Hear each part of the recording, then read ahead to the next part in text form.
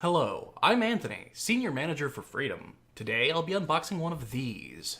This is a Crosshair 5, or Crosshair V, Formula Z motherboard. This is ASUS's Republic of Gamers motherboard. As you can see here, it supports AMD FX processors. It also comes SLI ready and AMD Crossfire, and that we will be using in our build. The motherboard itself has a lot of very interesting features and a lot of reasons that I chose it. And the Crossfire compatibility is definitely one of them.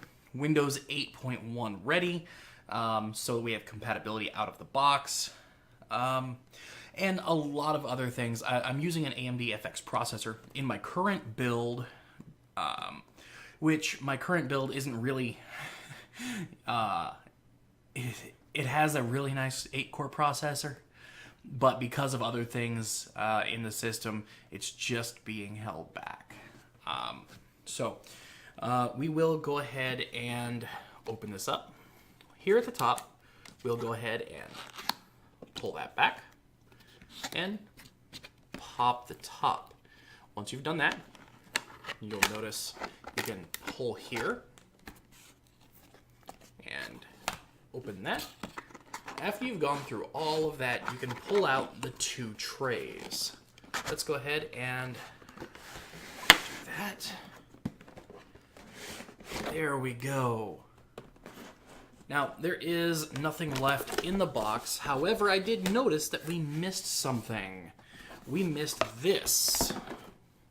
The feature of the box was that we could have seen inside. And of course, there are all of the very pretty, very nice reasons to choose this motherboard. Yeah, very, very nice. We're going to go ahead and close that. There we go.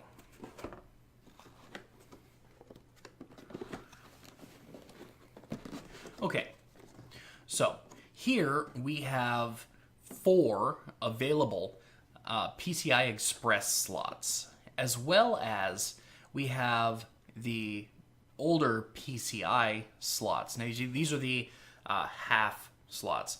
They may have a more technical name. I really don't know. I will be honest with you. I can't think of it at the moment, at least. Also, we have dual channel. We have 4 available slots for RAM, which we will be fully utilizing. Let's go ahead and pop our top here. That has got a nice weight to it. I'm glad that it didn't cheap out there. I don't know why.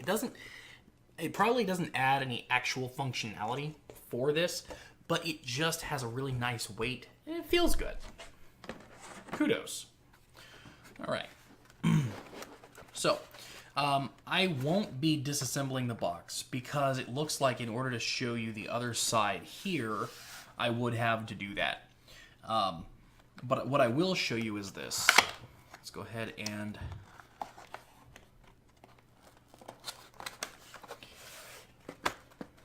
if you look closely, the motherboard does have a start and reset button here.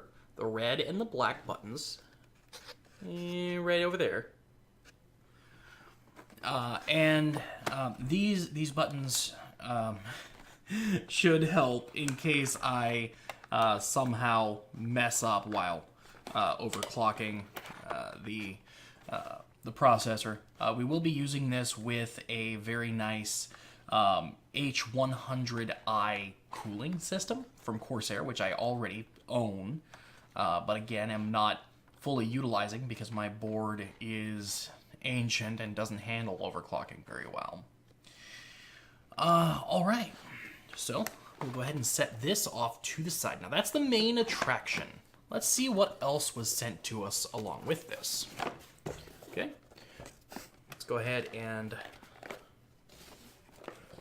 let's figure out the mystery here. There we go. The mystery is how to open it.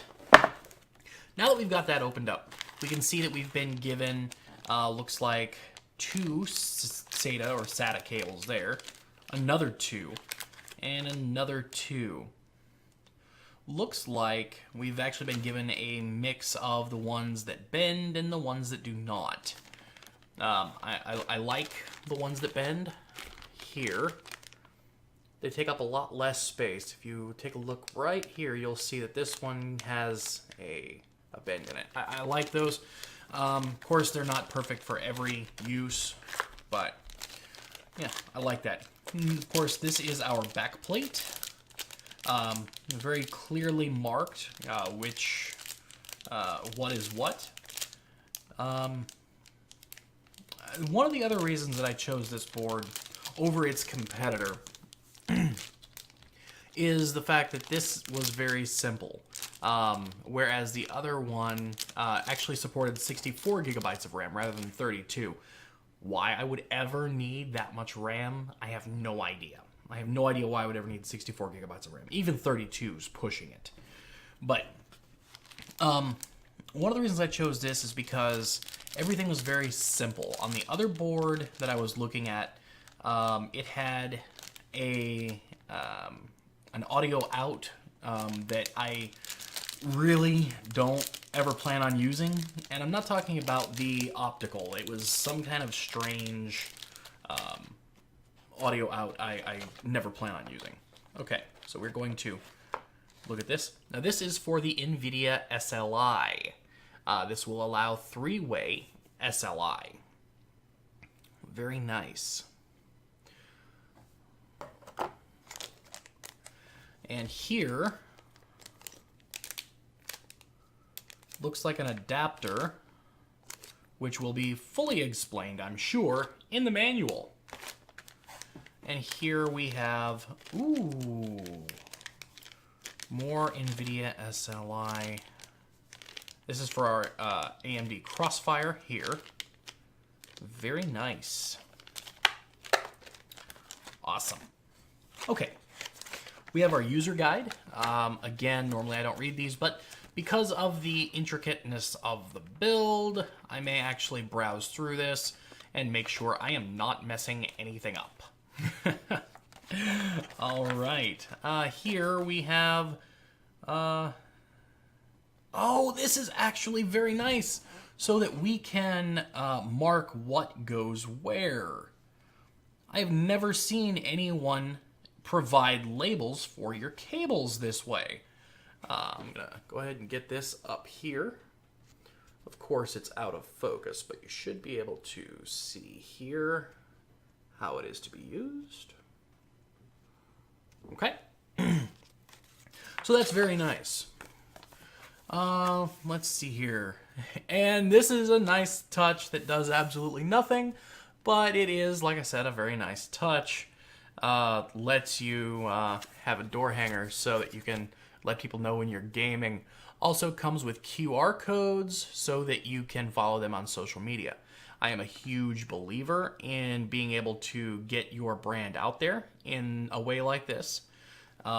Providing those QR codes can mean the difference between people following you and not, just because they're fun, they're interesting. Okay, and then here we have a USB cable with ROG labeled. It's white. Very curious as to how they expect us to use that, but it's very nice that they included it. All right, so that is everything in the kit here. We're gonna go ahead and close this up. I'm curious if you have any experience with this unit or any units like it.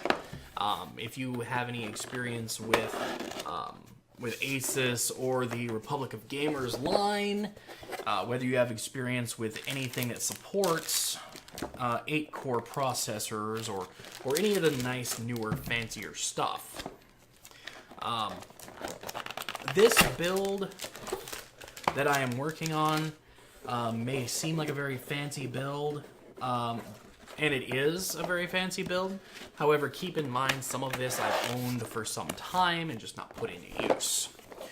As far as the processor goes, it is a very nice 8-core processor, but I've owned that for about a year and not been fully utilizing. So do keep that in mind and try not to hold it against me, because I know that there are a lot of people out there who are probably, looking at me going, "You spent that much?"